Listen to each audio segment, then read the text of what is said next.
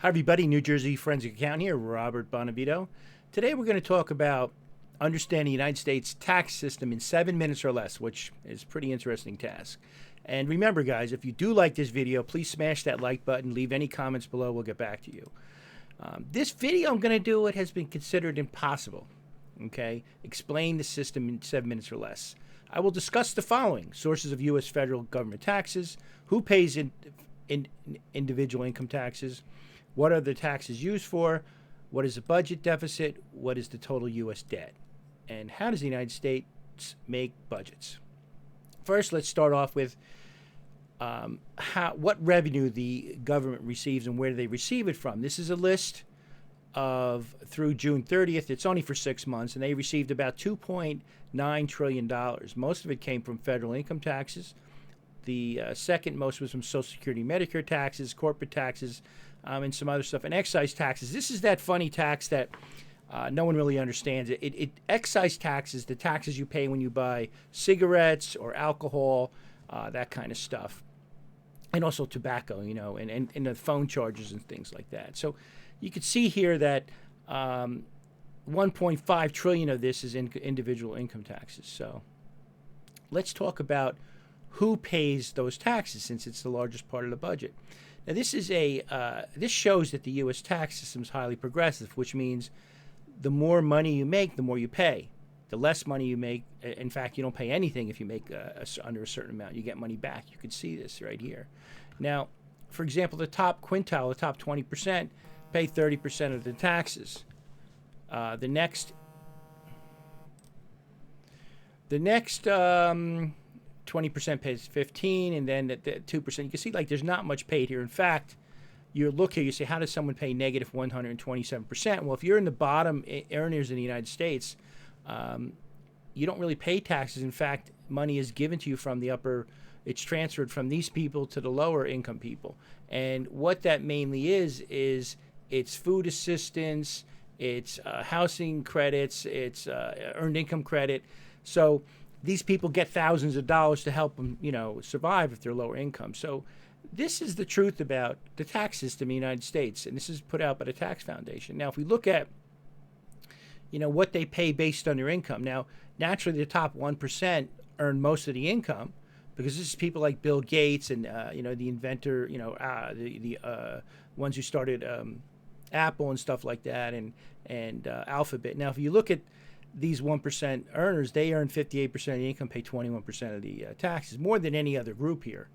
And remember, these people contribute to mankind. I mean, if you look at Alphabet, they have something called Chromebook. Chromebook is a $200 computer that, with a library card, you can access everything mankind has ever known.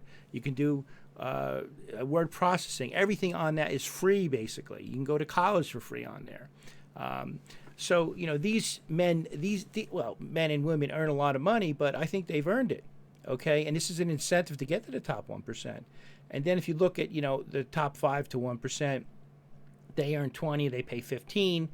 Now, this is where it gets a little bit tricky here, because this is the middle class here, and you can see that what they earn is almost equal to or less than what they pay. And this is why people who are making between $80,000 and $200,000 or $300,000, it's like, the target of the United States, because there's a lot of people in that bracket. And, they're paying a lot. And remember, the bottom 50% of the people don't pay any federal tax. Okay, it really does fall on this group, because there's not a lot of people in the 1% group. There's not a lot of people up here. They still pay 21% of the income. This is where most of the United States is. So again, the takeaway from this is, the budget mainly comes from federal income taxes, Social Security, Medicare. It's basically paid by the middle class in the United States. Lower 50% pays nothing, maybe Social Security, Medicare, but they pay no federal tax. And these guys up here, these earners who really contributed to mankind, they're paying 21%, which is higher than anybody. Look at, these guys are, this group here is getting hammered, so are they, because they're paying the same here. So, listen, maybe we can do something, but overall, the system's very progressive. Now, what does the United States do with this money? Okay, this is kind of depressing here, because you see what they do with the money. It's crazy. I mean, most of it's Social Security, health care, income security, Medicare, veteran benefits, and then some of it, goes to national defense, which is important, something government actually should be doing. Transportation, something they should be doing. But a lot of this stuff here is, managing health plans and retirement plans. Um, this is not what the founding fathers wanted, but in a nutshell, government spends over 50% of our money and their time managing healthcare plans and retirement plans. Okay, it's an absolute disgrace. I mean, but that's what they do. If anybody in Congress or the Senate, that's what they do. They manage retirement plans and healthcare plans instead of doing what the American people. I mean, this is crazy. The founding fathers must think we're nuts. But let's continue on. Okay, so we talked about we had like $2.9 trillion through June 30th of the government's year end, but they spent over $4 trillion. So this is what they call, it's a deficit. Okay, you can see this deficit here. It's like $1.1 trillion. And the national debt was $31 trillion to start off. So now we owe $32 trillion. Remember, they're paying interest on this. Okay, this is going to be the biggest part of the budget now. The interest rates are going up. But they have to pay people to take this debt. Again, the founding fathers are, this is crazy. But who owns that debt? 71% of that debt is owned by American corporations or individuals in this country. The other 29 is owned by, Chinese or Japanese companies because when they buy things and sell things, they need to have dollars. So they're putting that money in treasuries to earn some money on the money that they have sitting in their bank, the U.S. currency. It's complex, but that's how that when people talk deficits and debt, and that's the difference. Now, this gets into how do we make budgets? How does the United States make budgets? Okay, there's two methodologies. The first one is they debate deciding based on ideological differences, conservatives and liberals and progressives. Okay, on the one hand, you have the conservatives, and then you have the progressives, and they get together and they debate that, based on what they want. Obviously, conservatives are conservative; they want smaller government, and liberals they're more progressive. But basically, the pull yourself up by the bootstraps mentality is the conservatives. They want smaller government, less taxes, more freedom and liberty.